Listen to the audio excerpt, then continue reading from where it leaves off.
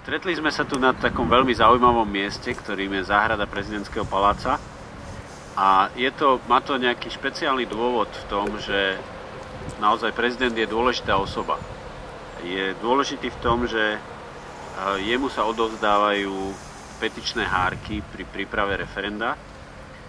A on ich kontroluje, či je tam dostatočný počet podpisov a on vlastne aj rozhoduje v konečnom dôsledku o tom, či referendum vyhlási. Dnes začíname úplne symbolicky práve tu, v tejto prezidentskej záhrade a veríme, že o niekoľko mesiacov sa sem opäť vrátime, respektíve možno nie práve sem, aj keď tu je veľmi pekne, ale tam za nás do toho paláca a odovzdáme petičné hárky pánovi prezidentovi. Možno deti vás zoberieme aj so sebou zo pár, aby pán prezident videl, že naozaj ste pre nás dôležité, že to nielen hovoríme, ale takisto, že vy ste vlastne to, kvôli čomu myslíme nielen na prítomnosť, ale aj na budúcnosť. Takže tu začíname so zberom a tuto aj dokončíme a veríme, že bude vlastne toto referendum úspešné. Veľmi sa teším z toho, že práve novozvolený prezident, pán Andrej Kiska, prisľúbil pri stretnutí s predstaviteľmi Aliancie za rodinu ešte pred druhým kolom prezidentských volieb, že pokiaľ to bude možné, vyhlási referendum tak, aby vlastne sa ušetrili náklady krajiny, to znamená, že by sa uskutočnilo počas niektorých volieb, pravdepodobne by to mali byť komunálne voľby na jeseň. Veľmi to oceňujeme a tešíme sa, že ukázal záujem vlastne o budúcnosť rodiny, o budúcnosť rodiny a manželstva v slovenskej legislatíve a veríme, že sa to naozaj takto podarí. Možno, že sa pýtate, prečo je to naozaj také veľmi dôležité bojovať za rodinu, bojovať za prirodzenú rodinu. A je to aj pre mňa veľmi zaujímavé, že sa nás tu stretlo veľa ľudí z rôznych organizácií, ktoré sa zaoberajú rôznymi sociálnymi skupinami a rôznymi problémami, ale jedna vec nás spája. Spája nás vlastne presvedčenie, že prirodzená rodina je niečo jedinečné, že je to niečo vzácne, čo treba chrániť. Nie je to nič nezvyčajné, že ľudská spoločnosť chráni jedinečné a vzácne veci.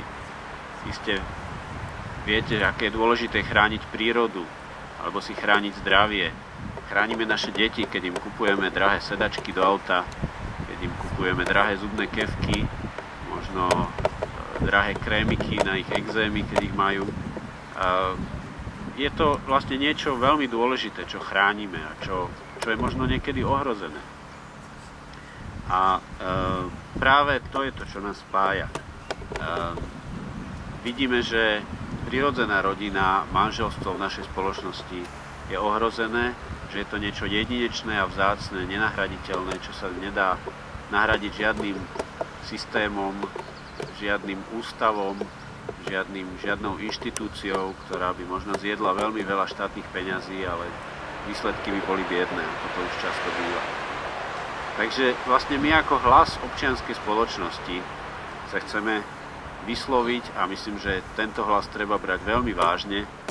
Chceme sa vysloviť aj v tomto referende za to, že rodina a manželstvo je niečo jedinečné, čo treba chrániť.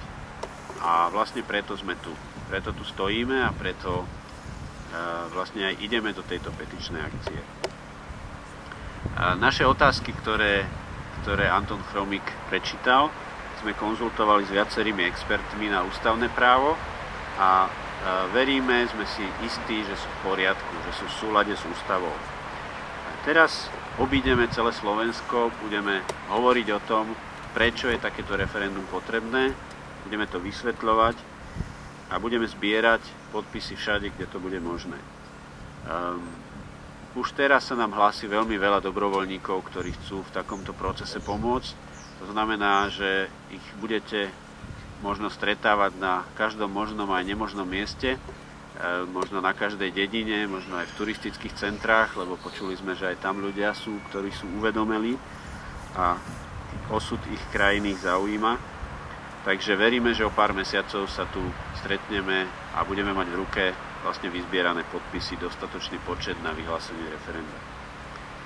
Takže ďakujem všetkým, ktorí Alianciu za rodinu podporili, ktorí podporujú túto našu spoločnú vec, ktorej sa nedelíme na takú stranu alebo onakú, ktorej nerozmýšľame, či sme takého vyznania alebo onakého, či sme bohatí alebo chudobní, či sme veľkí alebo malí, ale ide nám o spoločnú vec a to je to, čo Slovensko potrebuje. Ďakujem vám za pozornosť.